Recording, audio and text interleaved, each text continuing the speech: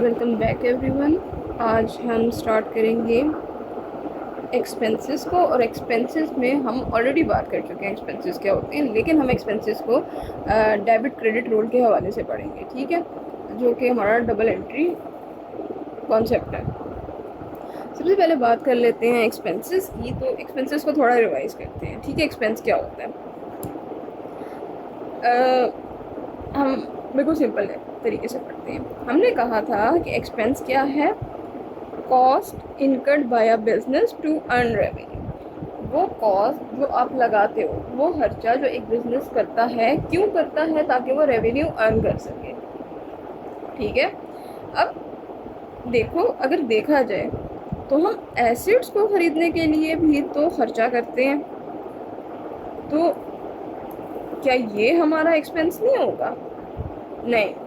आपने अगर कोई ऐसा खर्चा किया है जिसका बेनिफिट आपको अभी तक रिसीव नहीं हुआ, तो वो आपका एसेट है। लेकिन अगर उसका बेनिफिट आप रिसीव कर चुके हो, तो वो खर्चा आपकी एक्सपेंस की कैटेगरी में आएगा। तो वो हम यहाँ से देख लेते हैं। An expense is the portion of an asset that has been consumed और the cost of services received in order to earn revenue. होता क्या है कि आप क्या करते हो, कुछ पैसे खर्च कर देते हो, ठीक है।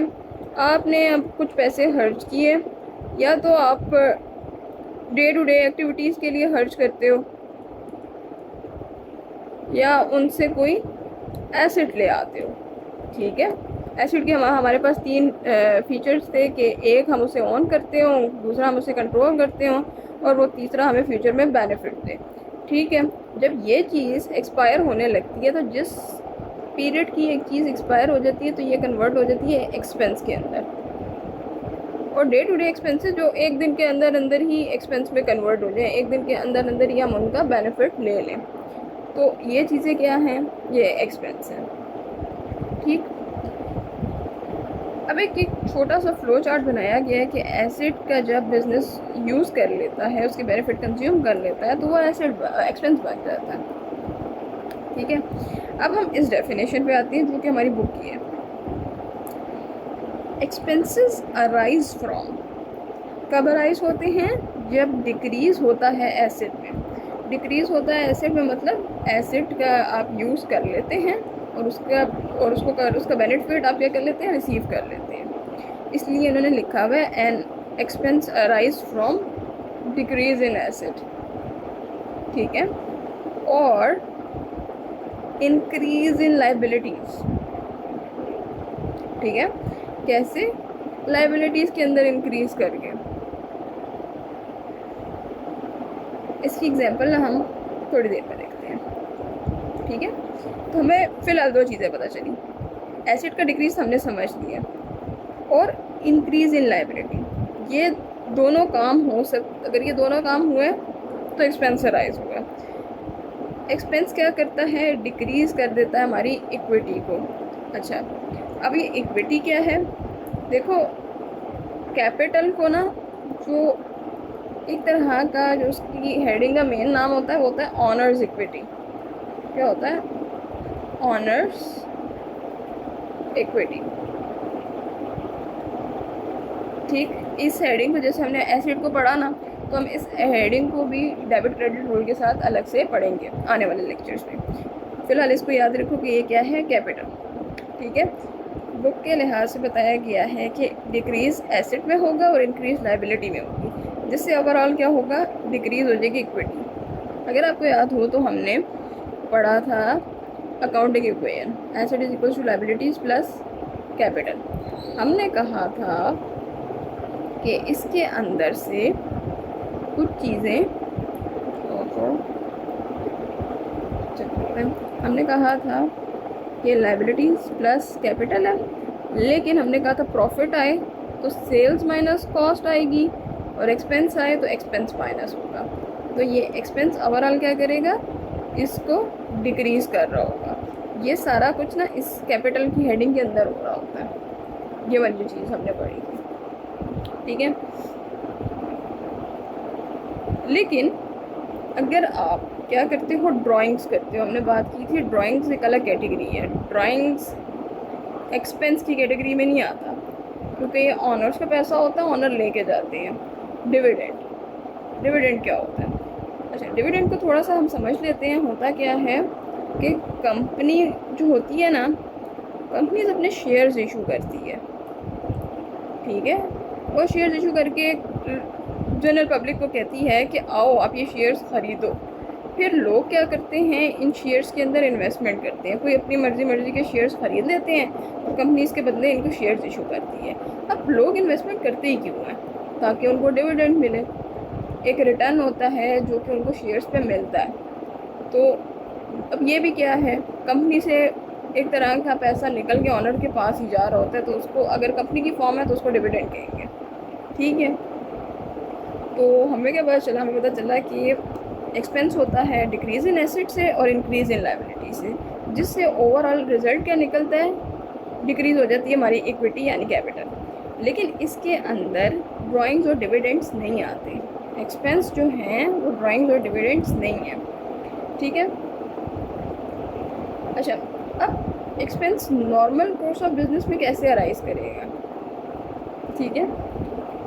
एक तो कॉस्ट ऑफ गुड सोल्ड की सूरत में, यानी कि जो चीज़ आप सेल कर रहे हो उसको बनाने पे कितना खर्चा आ रहा है या उसको परचेज़ करने में कितना खर्चा आ रहा है, वो होता है कॉस्ट ऑफ गुड सोल्ड। अब वो जो इनडायरेक्ट एक्सपेंसेस हैं वो ये होते हैं, ठीक है। सैलरीज हो गया, रेंट हो गया, बाकी के ऑपरेशनल एक्सपेंसेस हो गए, ठीक। वो सारे किस कैटेगरी में आते हैं, एक्सपेंसेस की कैटेगरी में आ जाते हैं। इसके बाद बात ये कि एक्सपेंसेस के अंदर लॉसेस भी इंक्लूड होते हैं। अच्छा, अब हमने बात कर ली थी गेन की, ठीक है। आपने क्या किया, अदर एक्टिविटी वाला एसेट सेल किया, ठीक है। सेल करके आपको एक गेन आता है, लेकिन ज़रूरी नहीं कि हर बार आपको गेन आए। आपको अगर लॉस आ गया तो लॉसेस आ गए तो आप इसको किसके अंदर रिकॉर्ड करते हैं, एक्सपेंसेस की कैटेगरी में। तो loss on the disposal of non current asset, ठीक। इसके बाद losses arise from damage caused by fire and flooding. आपका क्या हुआ, आपने इन्वेंट्री रखी हुई थी, उसमें आग लग गई या कोई फ्लड वगैरह आ गया या फिर कोई थेफ्ट वगैरह होगी, तो उससे जो लॉसेस आते हैं वो भी एक्सपेंसेस का पार्ट होते हैं। तो यहाँ तक हमने एक्सपेंसेस को ओवरऑल समझा, ठीक है। अब हम ना कुछ एक्सपेंसेस की एक तरह से कैटेगरीज देखते हैं, एग्जांपल्स देखते हैं कितने तरह के एक्सपेंसेस होंगे जो हम आने वाले सिलेबस में पढ़ेंगे। उनके डेबिट क्रेडिट रूल को अब हम देखेंगे। सबसे पहले प्रीपेड या एडवांस, इसको समझते हैं। प्रीपेड क्या होते हैं, ये पेमेंट होती है जो आप एडवांस में कर देते हो। किसी भी गुड्स और सर्विस को परचेज़ करने के लिए ना एक बिज़नेस पहले से पेमेंट कर देता है। अब उसने पहले से पेमेंट कर दी है तो क्या उसने उसका बेनिफिट रिसीव कर लिया है? नहीं। तो ये क्या है, फ़िलहाल एसेट है आपका। जब तक आप उसका बेनिफिट रिसीव नहीं करोगे तब तक वो आपका एसेट है। तो यानी कि हमें पता चला कि प्रीपेड हमारा एसेट है तब तक जब तक उसका बेनिफिट यूज़ ना हो जाए, ठीक है। तो since the business has not yet use the benefit, the payment is not an expense immediately, ठीक है। Instead it is recorded as an asset because it represent future economic benefit, ठीक। अब हमने कहा कि कुछ जो है ना प्रीपेड एक्सपेंसेस हैं, जैसे रेंट के लिए आपने एडवांस पेमेंट कर दी, इंश्योरेंस की पेमेंट कर दी, सैलरीज की, एडवर्टीजमेंट की, किसी सब्सक्रिप्शन की, internet charges, phone bills, electricity charges, maintenance charges, किसी सॉफ्टवेयर का लाइसेंस आपने पहले से उसकी पेमेंट कर दिया लेकिन अभी तक आपने उसको इस्तेमाल नहीं किया, एनुअल मेंबरशिप फ़ीस होगी, प्रीपेड टैक्सेस होंगे, prepaid security service charges, office lease और ट्रेनिंग फी। ये ऑफिस लीज तो थोड़ा एडवांस की चीज़ है, एज एन एग्जांपल फ़िलहाल एक कैटेगरी बना दी। तो अब हम मेन चीज़ों को देखते हैं। सबसे पहले हम देखते हैं प्रीपेड रेंट। देखो, प्रीपेड रेंट से क्या मुराद है, आपको कोई बिल्डिंग चाहिए थी, ठीक है, कोई जगह, कोई बिल्डिंग, कुछ भी, अभी आप उसमें रहने नहीं गए, अभी आपने उसको इस्तेमाल नहीं किया, आपने पहले से ही उसकी एडवांस में पेमेंट कर दी। तो suppose a business page 1,20,000 for 1 years rent. अब उसने पूरे एक साल में कितने महीने होते हैं, 12 महीने की पेमेंट अभी से ही कर दी, और ये ऑफिस अगले 12 महीनों तक यूज़ होना है। Still since the benefit is still in the future, तो पहली एंट्री आप क्या पास करोगे, pre paid rent debit, cash credit. अब अपने दिमाग में जोर डालो और देखो कि क्यों प्री पेड रेंट जो है वो डेबिट हुआ। इसलिए कि प्री पेड रेंट एसेट है, एसेट इंक्रीज होता है तो डेबिट होता है, और कैश क्या है, एसेट है, लेकिन आपने पेमेंट कर दी है तो एसेट डिक्रीज हुआ, इसलिए ये क्रेडिट हुआ। ठीक है, पहली एंट्री ये बन गई। अब क्या हुआ, एक महीना गुजर गया। ठीक है, क्या हुआ, एक महीना गुजर गया। अब मैं ज़रा इसको डिवाइड करके देख लूँ।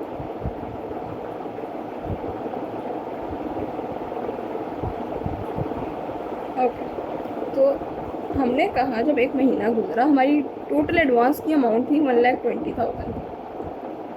ठीक है, हमने इसको 12 मंथ से डिवाइड कर दिया। जब हम इसको 12 मंथ से डिवाइड करेंगे तो एक महीना जितना हमने बेनिफिट ले लिया वो कितना है, 10,000 रुपीज़। टोटल रेंट की अमाउंट हमने क्या किया, टोटल अमाउंट को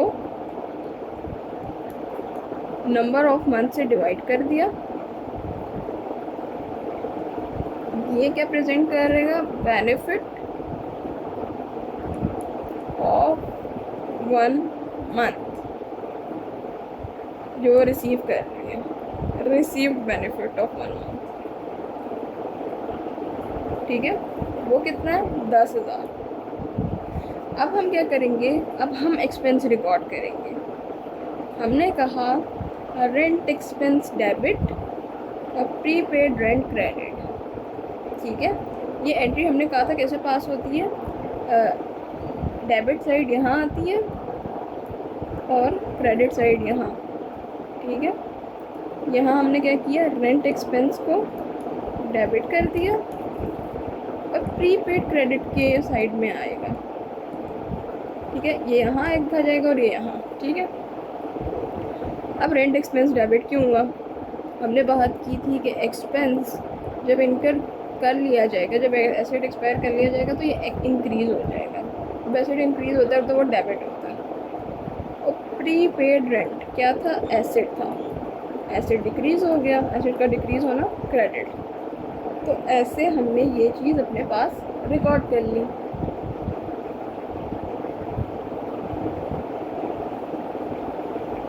तो हमें क्या पता चला, हमें पता चला जैसे जैसे टाइम गुजरता जाएगा, जैसे जैसे आप बेनिफिट रिसीव करते जाओगे, ये चीज़ एक्सपेंस बनती जाएगी।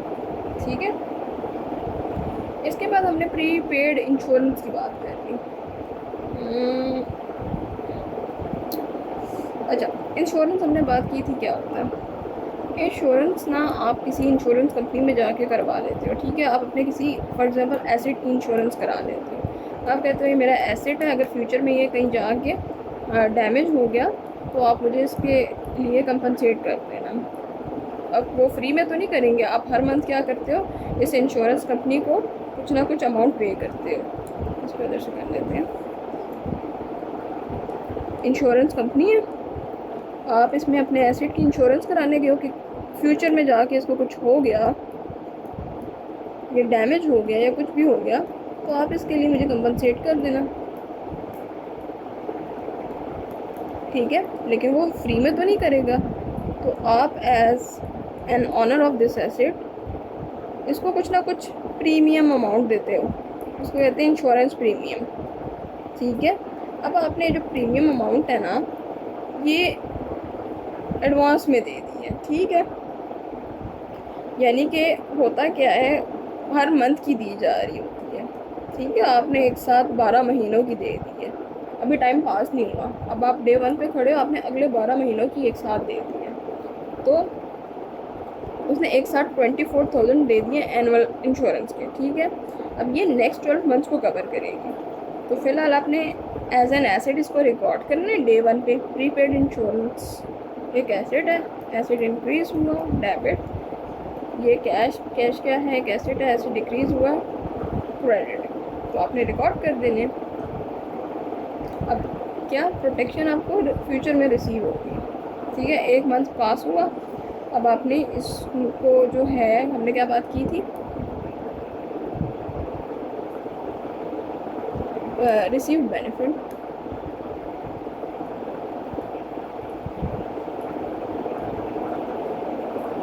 या हम इसको कह देते हैं एक्सपेंस, ठीक है। टोटल अमाउंट जो आपने दी हो, total amount paid in advance, paid in advance, और जितने महीनों की ये पेमेंट है, ठीक है। और क्या, और जितने महीनों की ये पेमेंट है, इसको डिवाइड कर देना 12 से, तो हमारे पास आ गया 2000 रुपीज़। और हमने इसको एज एन इंश्योरेंस एक्सपेंस अपने पास रिकॉर्ड कर दिया, ठीक। ये थे हमारे 2 इम्पॉर्टेंट एक्सपेंसेस जिसकी बेस पे बाकी के सारे प्रीपेड एक्सपेंसेस रिकॉर्ड होंगे। अब हम बात कर लेते हैं एक और चीज़ की।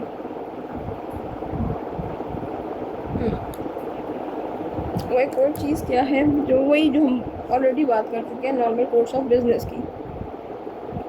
देखो, अब हम क्या कर रहे हैं, इन शॉर्ट हम स्टॉक की बात कर रहे हैं। स्टॉक, अभी फ़िलहाल आपने स्टॉक को एक बॉक्स समझना है, ठीक है।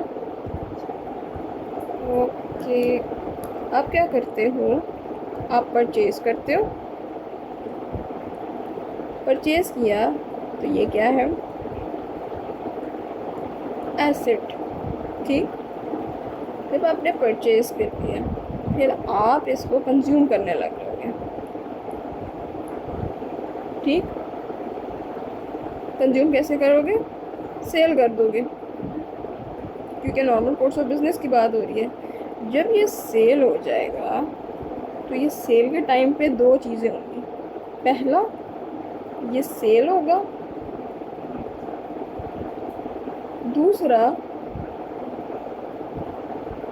ये जो स्टॉक है आपका, ये जो स्टॉक है ये कम हो जाएगा, जो हमने परचेज़ की बात की है, यानी कि परचेजेस हमारी कम हो जाएगी, ठीक है। यानी कि जो परचेज़ के अंदर हमारी इन्वेंट्री की वैल्यू पड़ी हुई है वो कम हो जाएगी। तो हम ये इन शॉर्ट क्या हो रहा है, एक एक्सपेंस में कन्वर्ट हो रहा है हमारा ऐसे। तो इसको हम क्या कहते हैं, cost of good sold. Sale करने पे जो कॉस्ट लगी है वो क्या है, आपका एक्सपेंस। ये कब रिकॉर्ड करते हैं, at the time of sale, ठीक। अच्छा, अब जब हम प्रॉफिट एंड लॉस पढ़ेंगे ना, उसमें ये ज़्यादा डिटेल से समझ आ जाएगी ये कैसे हम इस चीज़ को अपने प्रॉफिट एंड लॉस अकाउंट में दिखाते हैं। तो ये था हमारा सारा एक्सपेंस, ठीक। इसके बाद हम बात करेंगे ऑनर्स इक्विटी की, या फिर हम बात कर लेंगे सेल्स की, क्योंकि एसेट, एक्सपेंस और सेल्स ये दोनों साथ हो गए ना। तो इसके बाद हम प्रॉफिट एंड लॉस का एक एक्सट्रैक्ट देख लेंगे, जिससे हमें ये सारी चीज़ क्लियर हो जाएगी।